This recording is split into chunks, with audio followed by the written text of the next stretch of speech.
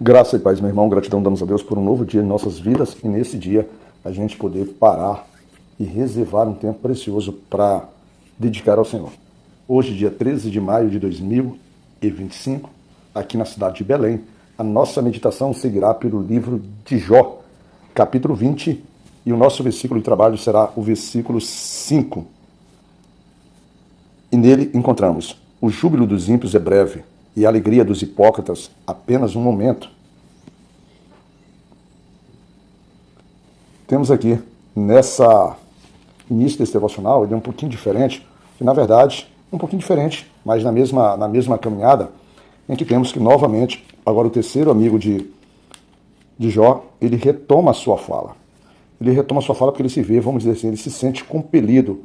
Ele, ao ouvir as argumentações do primeiro e segundo amigo de Jó, e principalmente as respostas que Jó oferece, ele inicia a sua retomada, o Namatita Zofar, dizendo que ele se apressava em responder a Jó, porque ao ouvir, por meio de Jó, as repreensões que envergonharam aos amigos de Jó, o espírito de entendimento dele, ou seja, o seu senso de observação, o seu cuidado, a sua capacidade intelectual, ou seja, a maneira como ele foi instruído e a pensar sobre a vida, lhe levam, ou seja, lhe compelem, ou lhe impelem a tomar uma atitude direta, o impedem a ficar calado.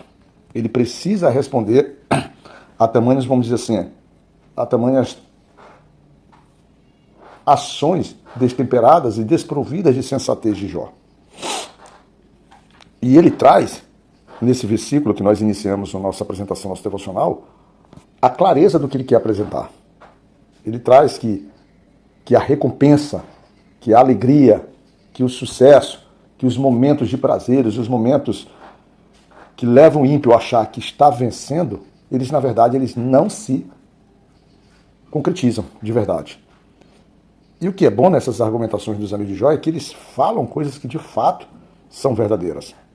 Não há prosperidade numa ação do ímpio. Acho que a gente vê essas coisas com muito mais clareza quando você ler os livros como Provérbios e próprio Eclesiastes, que são livros direcionados a sentimentos, a concepções sobre sabedoria e entendimento. E o que Zofar traz aqui é uma verdade, né? O júbilo dos ímpios e a alegria dos hipócritas são breves e apenas de um momento. Só serve para aquela hora. Elas não se eternizam. Elas não passam para a eternidade. Mas o conceito aqui ele sempre se perde, ou o conceito ele acaba, vamos dizer assim, não se aplicando a Jó, porque há uma afirmação direta, há um julgamento direto, há uma observação direta, há um apontamento direto em que Jó é um ímpio.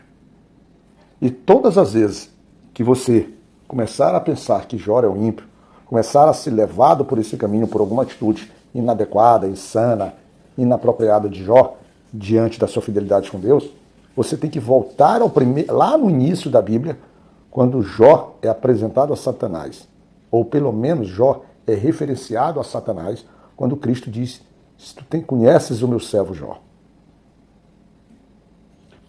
Enquanto os amigos de Jó insistem no caminho de classificá-lo como ímpio,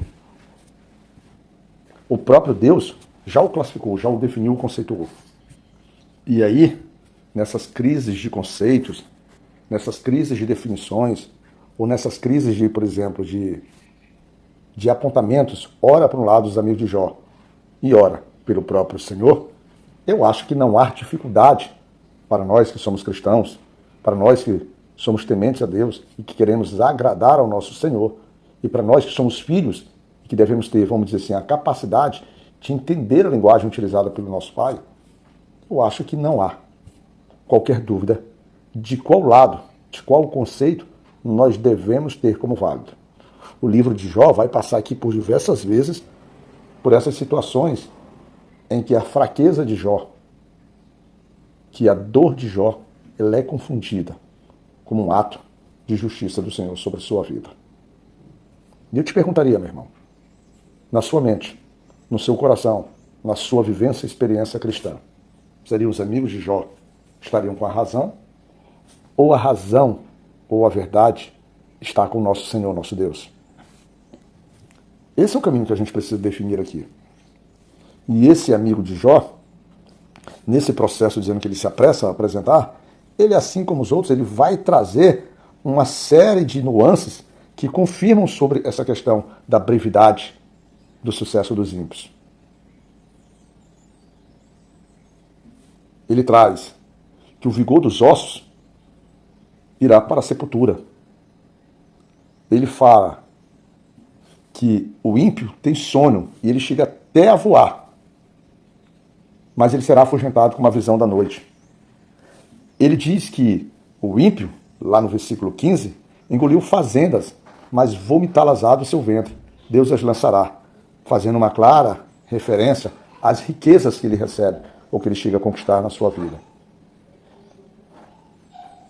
Ele chega a dizer, lá no versículo 12, que ainda que o mal lhe seja doce na boca, e ele o esconda debaixo da sua língua, e o guarde ou não deixe antes o retenha no seu paladar, ele conclui: contudo, a sua comida se mudará nas suas entranhas, fel de áspide será interiormente, ou seja, seu alimento não lhe trará coisas boas. Ele vai trazendo aqui essas nuances, para deixar muito de forma clarificada para Jó, que o ímpio, apesar de parecer prosperar, ele não prospera.